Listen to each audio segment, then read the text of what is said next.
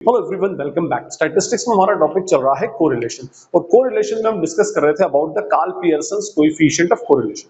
Last lecture में हमने step deviation method पे डिस्कशन किया था।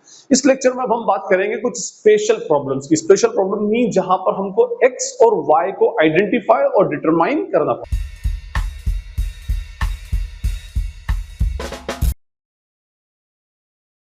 सबसे पहले आपसे अपील है कि अगर ये वीडियो आपको यूजफुल लगे, नॉलेजेबल लगे, तो सब अपने फ्रेंड्स, कलीग्स, क्लासमेट्स के साथ में शेयर करें, वीडियो को लाइक करें, चैनल को सब्सक्राइब करें और फ्यूचर वीडियोस की नोटिफिकेशन के लिए बेल आइकन को हिट जरूर करें। अब हम बात करते हैं हमारे आज के टॉपिक की। हम बात कर रहे थे about the Karl Pearson's coefficient of correlation, special problems. अब ये स्पेशल प्रॉब्लम्स इसको क्यों बोला गया? क्योंकि देखिए बेसिक इसका सेम रहेगा। बेसिक सेम रहेगा मींस वही कार्ल पियर्सन की मेथड है। आप चाहें तो उसको डायरेक्ट मेथड से सॉल्व करें, आप चाहें तो उसको शॉर्टकट मेथड से सॉल्व करें, शॉर्टकट मेथड में एक्चुअल मीन से सॉल्व करें, शॉर्टकट मेथड में अज्यूम्ड मीन से सॉल्व करें, ठीक है, या चाहे तो स्टेप डेविएशन से सॉल्व करें। अब ये कौन सा किस मेथड से सॉल्व करना है वो डिसाइड आपने करना है, और वो उसका क्राइटेरिया क्या वो ऑलरेडी मैं प्रीवियस लेक्चर्स में एक्सप्लेन कर चुका हूं। यहाँ पर स्पेशल प्रॉब्लम से एक्चुअली मेरा कहने का मीनिंग ये है कि यहां पर आपको एक्स और वाई सीरीज को डिटरमाइन और आइडेंटिफाई करना पड़ेगा।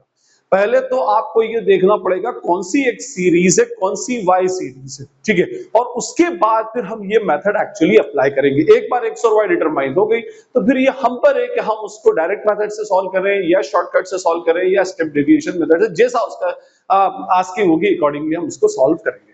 तो मैं यहाँ पर कुछ क्वेश्चंस वन बाय वन लिखते जाता हूँ और मैं पूरा क्वेश्चन एक्चुअली एक आध क्वेश्चन सॉल्व करूंगा, उसके बाद सिर्फ मैं उनका कन्वर्जन आपको बताऊंगा, जिससे आपको समझ में आ जाए कि इस टाइप के क्वेश्चंस एक्चुअली कैसे सॉल्व होंगे। सबसे फर्स्ट क्वेश्चन यहाँ व्हाइट बोर्ड पर मैंने लिखा है, calculate coefficient of correlation between age and success.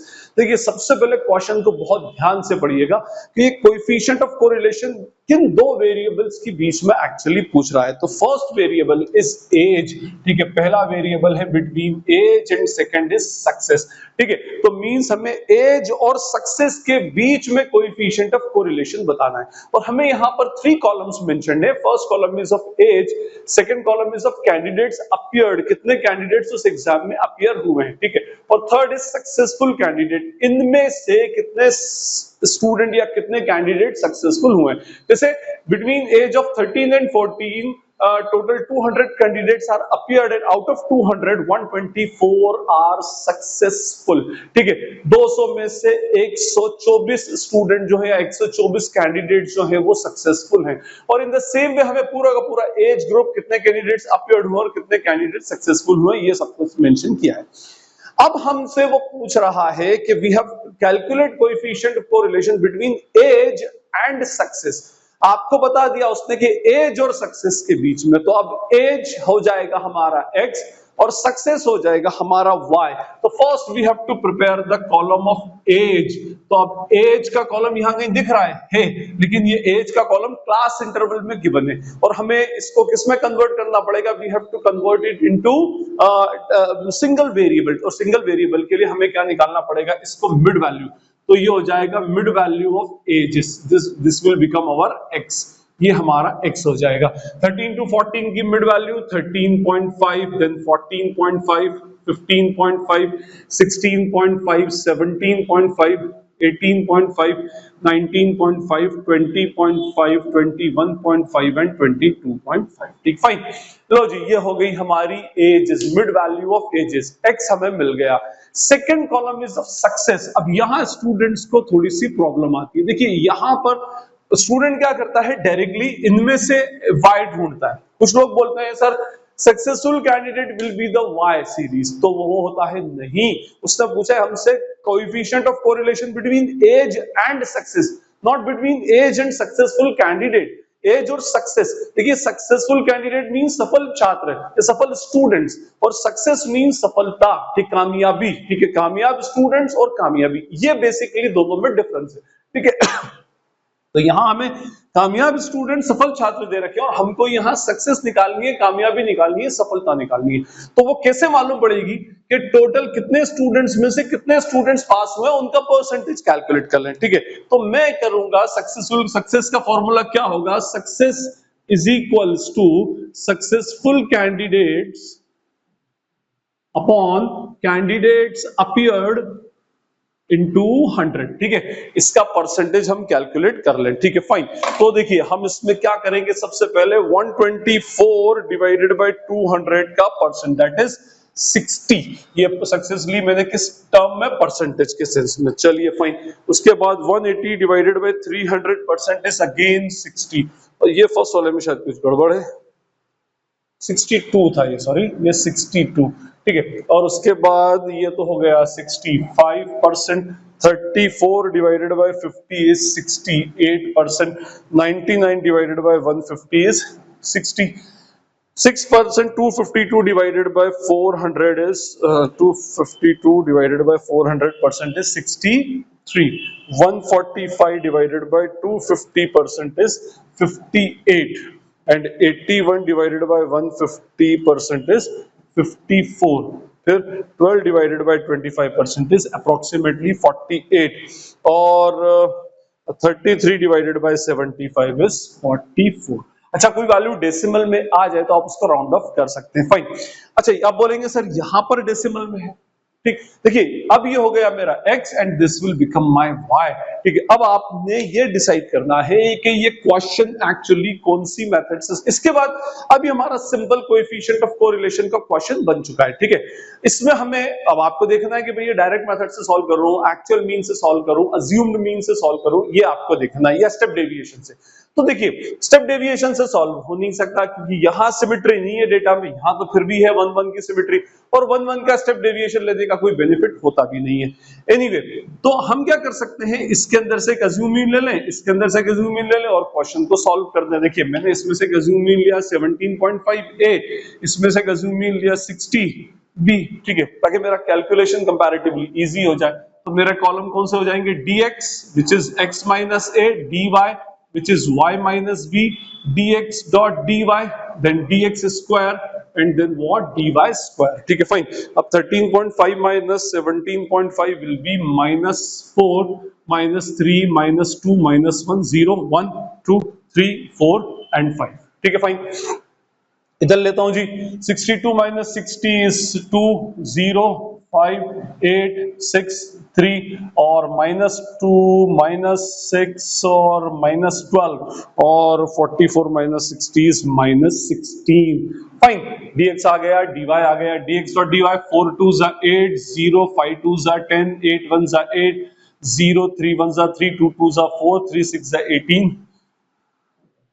48 और 16 into 5 is -80, ठीक है। इनके टोटल लगा लेंगे अभी हम, स्क्वायर्स करता हूं, 4 4 से 16 3 3 से 9 2 2 से 4 1 0 1 4 9 16 एंड व्हाट 25। उसके बाद इनके स्क्वायर्स करूं तो 2 2 से 4 0 5 5 से 25 64 36 9 2 2 से 4 6 6 से 36, ये हो जाएगा 144 और 16 का स्क्वायर निकालता हूं तो दिस विल बी 256, फाइन। उसके बाद मैं इनकी टोटल लगाऊंगा और टोटल लगाने के बाद मेरा जो फॉर्मूला एज यूजुअल जो Karl Pearson coefficient of correlation का शॉर्टकट मेथड का बनता है n dot summation dx dy minus summation dx into summation dy whole upon under root of n dot summation dx square minus summation dx का whole square into under root of n dot summation dy square minus whole square of summation dy, ठीक है। और ये values मैं यहां पर put कर दूंगा और मेरा कोएफिशिएंट ऑफ कोरिलेशन कैलकुलेट हो जाएगा। मैं पूरा कैलकुलेट नहीं कर रहा क्योंकि मेरा पर्पस आपको इसका बताना था और ये मैं लास्ट लेक्चर्स में आपको बता चुका हूं, आप लास्ट लेक्चर इसके रेफरेंस के लिए देख सकते हैं। मैंने नेक्स्ट क्वेश्चन यहां पे लिखा है जो आपकी स्क्रीन पर भी आ रहा होगा, calculate Karl Pearson coefficient of correlation between age and blindness, ठीक है। क्या क्या बोला है आपको, between age and second is what, blindness, ठीक है। अब एज और ब्लाइंडनेस के बीच में पूछा है, it means age will be x and blindness will be y। Age कैसे कैलकुलेट करेंगे, तो साहब एज तो जो इसकी मिड वैल्यूज, ठीक है, तो मिड वैल्यू ऑफ एजेस जो हो जाएगी that would be our x, ये हो जाएगा 5 15 25 35 45 55 65 and 75, these are our x, ठीक है, एजेस, ये अपनी एजेस आ गई, मिड वैल्यू ऑफ एजेस। और अब ब्लाइंडनेस निकालनी है, ब्लाइंडनेस अंधापन, एक्चुअली अंधे कैंडिडेट नहीं, यहाँ तो क्या टोटल कितने लोगों में से कितने ब्लाइंड्स हैं, ठीक है, ये देके रखा है हमें। उस जो प्रॉपर्टी ऑफ ब्लाइंडनेस है उसके बीच में हमें, एज और प्रॉपर्टी ऑफ ब्लाइंडनेस के बीच में हमको वो जो क्वालिटेटिव एस्पेक्ट है उसके बीच में कोएफिशिएंट ऑफ कोरिलेशन बताना है, ठीक है। तो ब्लाइंडनेस निकालने के लिए फिर वही होगा क्या, number of blinds upon total population into 100, ठीक है। अच्छा एक बात याद रखिएगा, ये जो नंबर ऑफ पर्सन है ये ट्रिपल जीरोस में है, ठीक है, मींस ये 1 लाख है, 100 नहीं है, 100,000 है, ठीक है। ये 60,000, 40, 36, 24, 11 ऐसा है। तो मैं इसलिए बोल रहा हूं क्योंकि आप फिर बोलेंगे आउट ऑफ 155 ब्लाइंड, और दूसरा ये देखिए आउट ऑफ 315 ब्लाइंड्स कैसे हो सकते हैं। तो एक्चुअली आउट ऑफ 315 ब्लाइंड्स नहीं है, out of 3015 people are blind, ये ऐसा कंसेप्ट है उसका, ठीक है, उसका इंटरप्रिटेशन ऐसे रखें। तो अब हमको ब्लाइंडनेस निकालनी है, तो जैसे भी प्रीवियस क्वेश्चन में हमने सक्सेस कैलकुलेट की थी, ऐसे ही ब्लाइंडनेस का फॉर्मूला क्या होगा, blind candidates upon total candidates into 100, कह लीजिए 100 हो गया, इनटू परसेंटेज कैलकुलेट करेंगे। अब आप मुझसे पूछेंगे सर क्या करूं मैं, 55 डिवाइडेड बाय 100 करूं या 55 डिवाइडेड बाय 1 लाख करूं? तो आप जो चाहे कर सकते हैं, कोई फर्क नहीं पड़ा, क्योंकि यहां पर चेंज ऑफ स्केल का कंसेप्ट चलता है। चेंज ऑफ स्केल होने से कोएफिशिएंट ऑफ कोरिलेशन पे कोई फर्क नहीं पड़ता। आगे के लेक्चर में आपको change of origin and change of scale में एक्सप्लेन करूंगा, लेक्चर्स आगे आएंगे। तो आप इसको चाहें तो 55 अपॉन 100 इंटू 100 भी कर सकते हैं, या 55 अपॉन 100,000 इंटू 100 भी कर सकते हैं। बस डिफरेंस ये होगा कि अगर आप ये करने जाएंगे तो वैल्यू आपकी डेसिमल में आएगी, जो कैलकुलेशन को टिपिकल बनाएगी, फिर स्केल चेंज करना पड़ेगी, और ये करते हैं तो वैल्यू डेसिमल में नहीं आएगी। तो आप चाहें तो ये भी कर सकते हैं, और अगर आपको नहीं सेटिस्फैक्शन हो तो पहले ये कर ले और उसके बाद में स्केल चेंज कर ले, बस प्रोसीजर थोड़ी सी लेंथी हो जाएगी। एनीवे मैं डायरेक्टली कर रहा हूं, तो मेरा y हो जाएगा ब्लाइंडनेस, ठीक है, ब्लाइंडनेस जो है ये मेरा y है, तो ये हो जाएगा 55 upon 100 is what, 55%, 40 divided by 60% is 66.67, तो मैंने 67 ले लिया। 40 upon 40 is what, 100, 40 divided by 36, अब ये हो गया मेरा जी इनटू 100, 111, 111, ठीक है। 36 divided by 24 into 100 is 150, 22 divided by 11 is 200, 18 divided by 6 का परसेंट 300%, और 15 डिवाइडेड बाय 3 का परसेंट होगा 500, ठीक है। तो ये हमारा हो गया x, ये हमारा हो गया y। इसके आगे फिर आप फ्री हैं, आपको लगाना है शॉर्टकट मेथड तो शॉर्टकट लगा दीजिए, आपको लगाना है डायरेक्ट मेथड, डायरेक्ट तो लगेगी नहीं, इसमें बहुत मेहंदी हो जाएगा। Actual mean, assume mean, step deviation, जो आपको लगे, जैसा भी अप्रोप्रिएट केस हो अकॉर्डिंगली आप उस पर मेथड अप्लाई कर दें, और मेथड अप्लाई करने के बाद आप अपना कोएफिशिएंट ऑफ कोरिलेशन कैलकुलेट कर लें। ऐसे ही कुछ और क्वेश्चंस हैं, मैं आपको ऐसे ही रीड करके बता देता हूं, आपके स्क्रीन पर साइड बाय साइड आते जाएंगे। देखिए इसके अंदर ये एक क्वेश्चन है, find Karl Pearson's coefficient of correlation between age and playing habits, ठीक है, एज और प्लेइंग हैबिट्स, प्लेयर्स नहीं बोल रहा, प्लेइंग हैबिट्स बोल रहा है। तो एज तो वही जैसे mid values 15 and less than 20 बोला, मींस 15 टू 20, तो इसका मिड वैल्यू निकालने 17.5, 22.5 ऐसे, तो दिस विल बिकम x। और प्लेइंग हैबिट्स सेकंड कॉलम दे रखा है, नंबर ऑफ पीपल और नंबर ऑफ प्लेयर्स, मतलब टोटल कितने कैंडिडेट है और उसमें से कितने प्लेयर्स हैं। तो प्लेइंग हैबिट्स कैसे निकलेगी, अगेन वही same, number of players upon number of people into 100, means 150 upon 200 into 100, 162 upon 270 into 100 and so on and so fourth, ठीक है।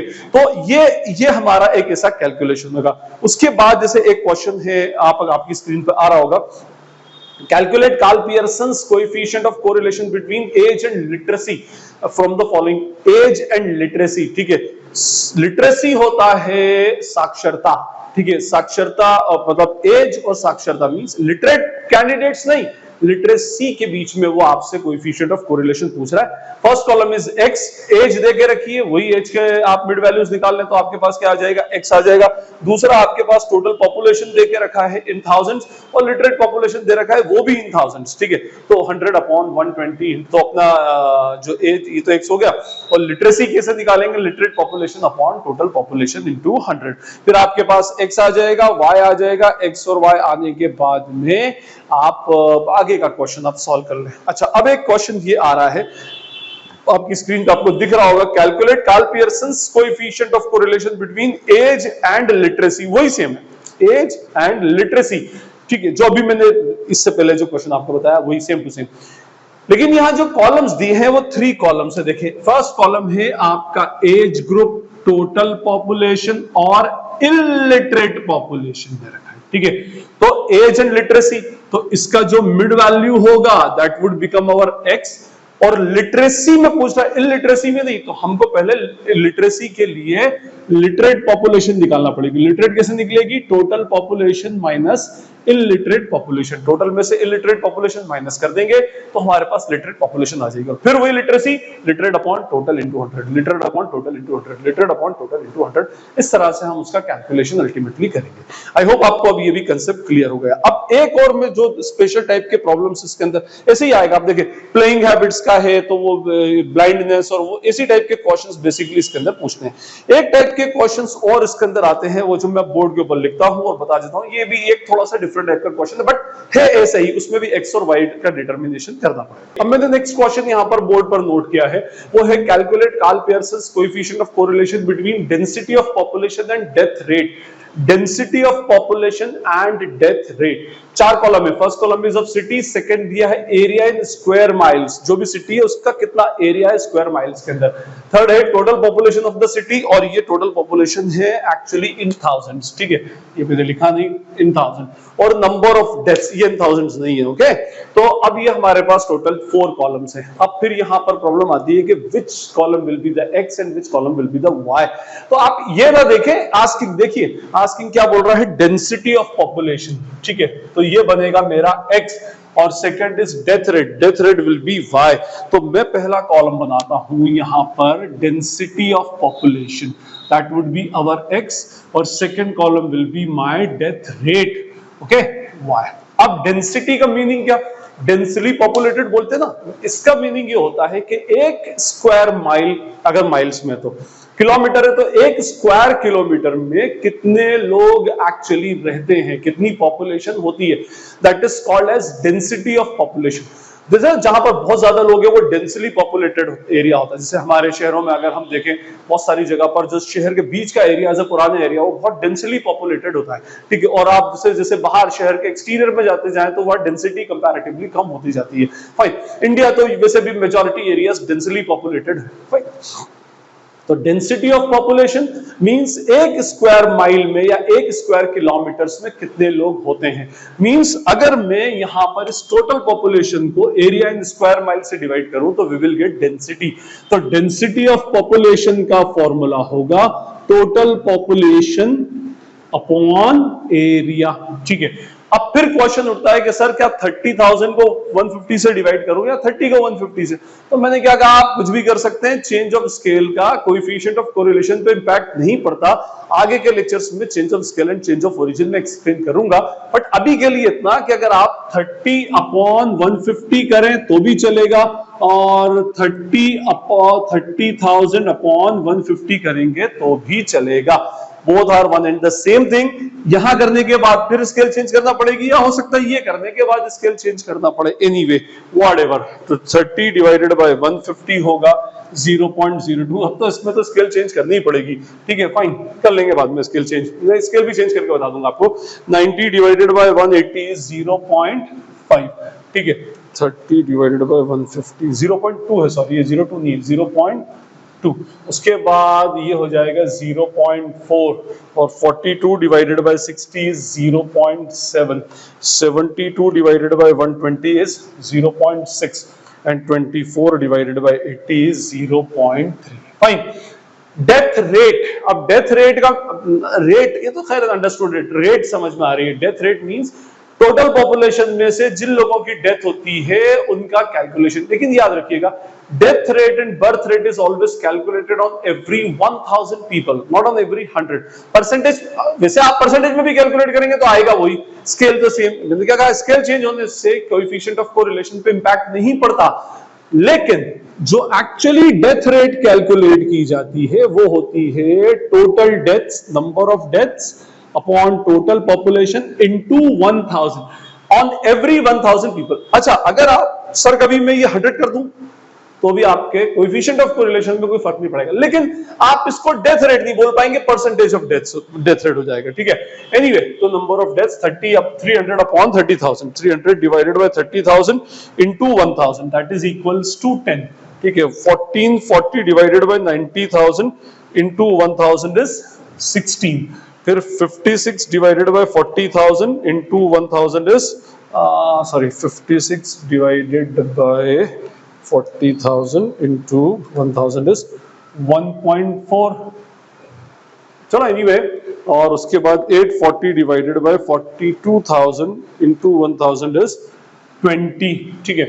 और उसके बाद 1224 डिवाइडेड बाय 72,000 into 1000 is 17, ठीक है। और उसके बाद 24, तो ये मैंने डेथ रेट निकाल ली। अच्छा, मैं जो स्केल चेंज करने का बोल रहा था, जैसे अब ये डेसिमल में वैल्यूज है ना, अब इन डेसिमल में वैल्यूज को आप dx निकालोगे x माइनस है, तो पहले तो डेसिमल में डिडक्ट करने की ये बड़ी प्रॉब्लम है, फिर उसके बाद उनके स्क्वायर्स, उसका dx डॉट dy, ये मतलब डेसिमल में आने के बाद क्वेश्चन और कॉम्प्लिकेटेड बन जाता है।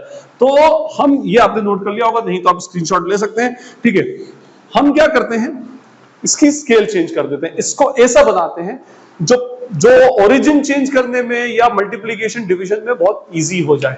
तो मैंने क्या किया, इसको इसका स्केल चेंज कर दी।